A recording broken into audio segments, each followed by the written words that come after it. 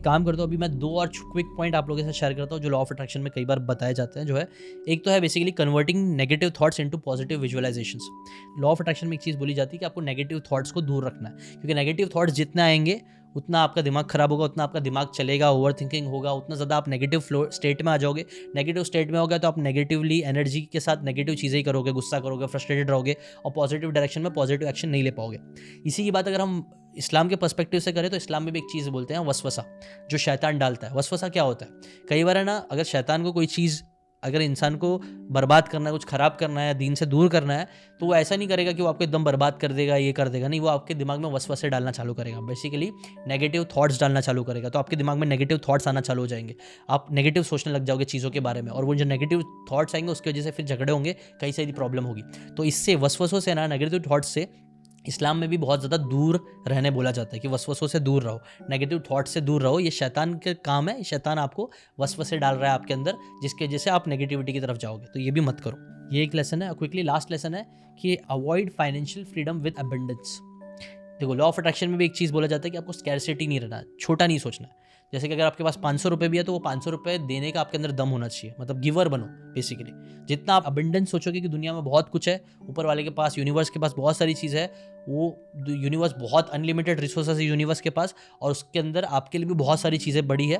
अगर आप ऐसा सोचते हो तो आपके पास ज़्यादा चीज़ें मिलेंगी। लेकिन अगर आप स्कैरसिटी में रहते हो कि नहीं यार मेरे पास इतनी चीज़ें हैं, उस आप बहुत कंजूसी करते हो, बेसिकली कंजूसी करके आप किसी को दोगे कोई भी चीज़ें, और छोटा सोचोगे ना, स्कैरसिटी में रहोगे ना कि बस मेरा मेरा मेरा, तो आप ज़्यादा आगे नहीं बढ़ पाओगे।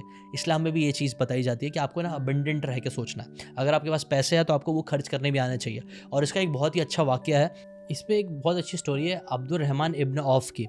बेसिकली जब मक्के से मदीने शिफ्ट हो रहे थे, सारे मुस्लिम्स माइग्रेट कर रहे थे, तो अब अब्दुर रहमान इब्न औफ जो थे ना, वो मक्का के एक बहुत बड़े वेल्दी इंसान थे, वेल्दिएस्ट कंपेनियन थे मुस्लिम्स के, ठीक है। लेकिन क्या हुआ, फिर मुस्लिम्स को मक्के से मदीना शिफ्ट होना पड़ा किसी रीज़न की वजह से। तो इनकी बहुत सारी जो दौलत थी मक्के में, वो सारी दौलत को अब्दुर रहमान ने त्याग करा, आप बोल सकते हो। उन्होंने सारा अपना जितनी भी मेहनत से, मुशक्क़त से सारा दौलत सब क्रिएट किया था, उन्होंने सब जाने दिया, और वो माइग्रेट हो गए मक्का से Medina, prophet Muhammad peace be upon him उनके साथ और उनके कंपेनियंस के साथ वो यहाँ पे आ गए। तो जब वो मदीना आ गए तो उनके पास कुछ भी नहीं बचा था, उनकी सारी वेल्थ तो मक्के में ही छुट गई थी। तब प्रॉफिट मोहम्मद ने उनको, एक अंसार थे जो कि बहुत वेल्दी इंसान थे, जो मदीने के ही थे, साद इब्न रबी, उनको कहा कि आप है ना अपनी आधी दौलत अब्दुर रहमान जी को दे दीजिए, बिकॉज उनके पास एक बेस आ जाएगा। ऑलरेडी मक्के में उनका अच्छा खासा बेस था, यहाँ पे भी एक बेस मिल जाएगा, तो वापस से अपना बिजनेस स्टार्ट कर सकते हैं, वापस से मेहनत करके वो अपना फॉर्च्यून क्रिएट कर सकते हैं। तब अब्दुर रहमान जी ने कहा कि may Allah bless your wealth and family, show me the market place.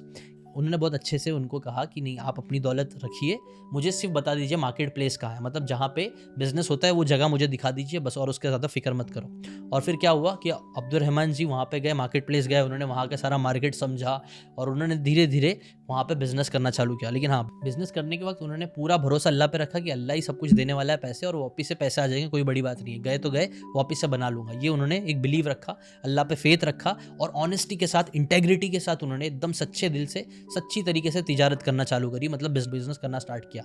और उनका ये जो फेथ था, उनका जो हार्डवर्क था, उनका जो ट्रस्टफुल नेचर था, उसकी वजह से क्या हुआ, कुछ ही साल के अंदर उन्होंने जितना कमाया था मक्के में, उससे ज़्यादा पैसे यहाँ मदीने में उन्होंने कमा लिया, और one of the wealthiest companion वो बने prophet Muhammad peace be upon him के। और बात ये थी ना, उन्होंने सिर्फ पैसे कमाए नहीं, बल्कि वो बहुत ज़्यादा गिवर भी थे।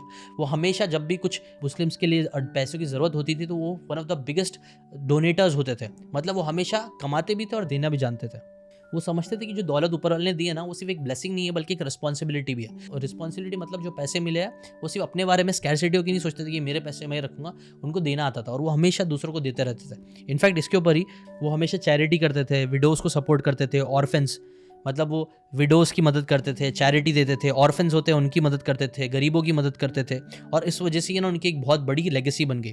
Profit Muhammad peace be upon him को भी अब्दुर रहमान बहुत ज़्यादा पसंद थे, उनकी इस नेक दिल और उनका इतना जो गिविंग नेचर था ना, वो उनको भी बहुत पसंद आता था, जिसकी वजह से वो कई बार ऐसा मजाक में ही बोलते थे कि मैं अब्दुर रहमान को जन्नत में क्रॉल करते हुए जाते देख रहा हूँ। क्रॉल करते हुए मतलब जो नेकियां है ना, उनकी नेकियां इतनी भरी हुई है, उसका बोझ इतना बड़ा है कि वो क्रॉल करते हुए जन्नत की तरफ जा रहे हैं।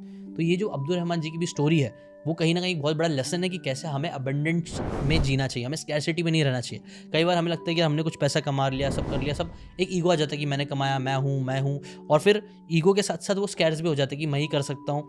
लेकिन नहीं, आपको है ना हमेशा अबंडेंट सोचना चाहिए कि यार जितनी दौलत है ऊपर वाले ने दिया है, और वो अगर एक बार आई और गई भी तो वो आप वापस से क्रिएट कर लोगे। इनफैक्ट इससे रिलेटेड एक बहुत इंटरेस्टिंग बुक भी है, the way of superior man. उस बुक में भी ऑथर ने यही चीज़ बोली है कि आप है ना कभी भी है ना, एक सुपीरियर मैन कौन होता है, वो नहीं होता जिसके पास बहुत ज़्यादा पैसा है, फेम है, बहुत सारी चीज़ें। सुपीरियर मैन वो होता है जो इन सारी चीज़ों से डिटैच रहता है, काइंड ऑफ, कि उसके पास अगर ये सारी चीज़ें नहीं भी है या फिर उससे सारी चीज़ें ले भी लोगे तो भी वो इंसान वापस से वो सारी चीज़ें बनाने का दम रखता है। तो अगर आप एक सुपीरियर इंसान बनना चाहते हो ना, तो आप इन चीज़ों पर डिपेंडेंट मत रहो, पैसे पे, इज्जत पे, फेम पे। ये सारी चीज़ें आज है, शायद कल जा सकती है, बट आप इतने सुपीरियर इंसान बनो कि ये सारी चीज़ें जाने के बाद आपके अंदर वो दम रहे कि आप वापस से वो सारी चीज़ें क्रिएट कर सको।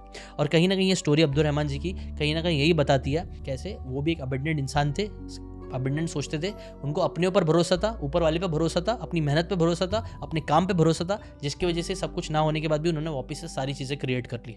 और बस इसके साथ ही मैं ये पॉडकास्ट ख़त्म करना चाहूँगा। वैसे तो और भी बहुत सारी सिमिलैरिटीज़ है जिसके बारे में हम और डिटेल में बात कर सकते हैं, बट मैं चाहूँगा कि आप कमेंट करके बताना कि आपको ऐसे कौन सी बातें सिमिलैरिटीज़ लॉ ऑफ अट्रैक्शन और इस्लाम में लगी है, या फिर आपके रिलीजन में और लॉ ऑफ अट्रैक्शन में लगी है, वो कमेंट करके ज़रूर बताना अगर आपने वीडियो एंड तक देखा है तो।